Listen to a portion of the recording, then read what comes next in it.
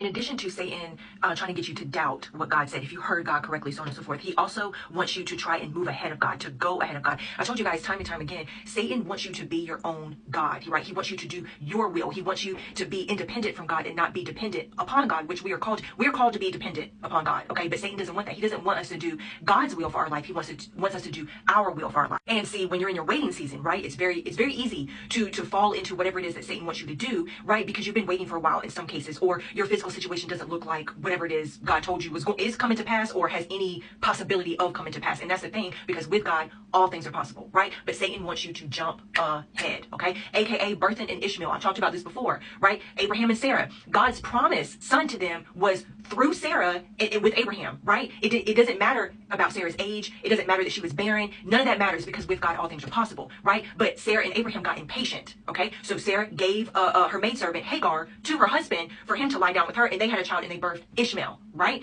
And y'all know I've talked about this before too. When you look at the generations of Isaac and Ishmael going forward, there was always issues between the two generations. So that mistake that they made because they wanted to go ahead of God, right, caused issues down the line. In my dream last night, y'all, I had ordered a gift online, right? I had ordered a gift online.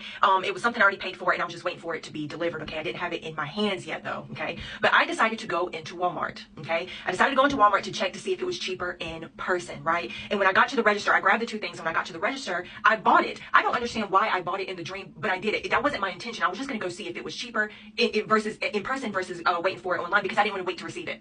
Okay, y'all see where I'm going with this? I didn't want to wait to receive it, you know, because when you place an order online, it's not physically in your hands yet. You have to wait until it's delivered. Okay, but if you go in store, if you have that option and you go in store, you're able to get it right then and there. Okay, so when I got to the register, I accidentally bought it. Okay, I remember seeing the total of the register, and I'm not 100% certain about this, y'all, but I'm about 90-ish% sure this is what I saw in my dream. It was $33.93, which was more than what I paid for altogether. So like, instead of just waiting for my package to come, I went ahead, right? Went into the store, bought it, and ended up spending more money. It ended up costing me more in the end, okay?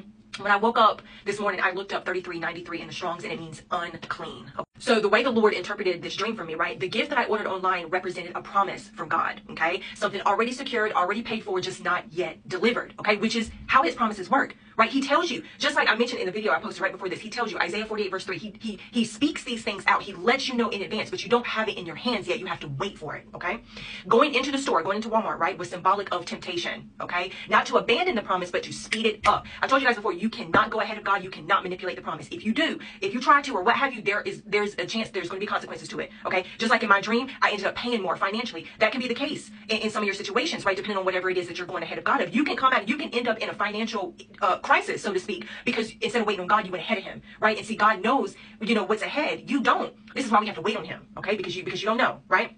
So I wasn't trying to cancel the blessing. I just wanted it sooner. I wanted it in my timing, not his. That's a lot of people. A lot of people do. That's why some people walk away, right? Because they want the promise right then. They're not understanding why it's taking so long. And y'all, I'm not God. I don't understand why it takes so long sometimes either. Sometimes it's him, his timing, his rules, his way, whatever. But sometimes it's us too. Sometimes we're causing a delay due to disobedience, due to, you know, whatever. I don't know. You know, that's, ask God to reveal it to you. I don't know. But most of the time it's his timing, right? He will release it on his timing, okay?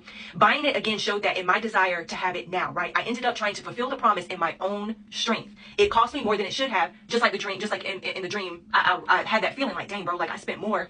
I spent more doing this than had I just waited. And the unclean, right? The total, the 33.93 meaning unclean in the Strongs, right? It's that's not about like an identity, like you being unclean. It's about the method that you're going about trying to move ahead of God. It's unclean. When we take something holy and try to obtain it outside of God's order, outside of God's timing, it can carry weight, confusion, conviction. God is saying, don't pay twice for something grace already secured, right? Sometimes rushing God doesn't mean rejecting him. It means handling his promises before it's time. That could be like striving to make something happen that God already promised, right? Some people feel like if they pray enough, oh, I gotta pray more. You know, I gotta fast more. I gotta do it. No.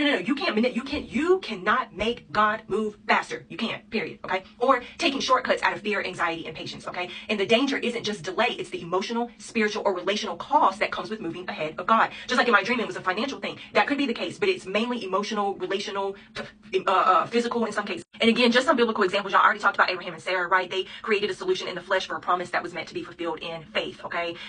King Saul, right, in 1 Samuel 13, he's the kingdom established if he obeyed. It cut me off, y'all, my Wi-Fi. Anyway, so his promise was that the kingdom established if he obeyed, right?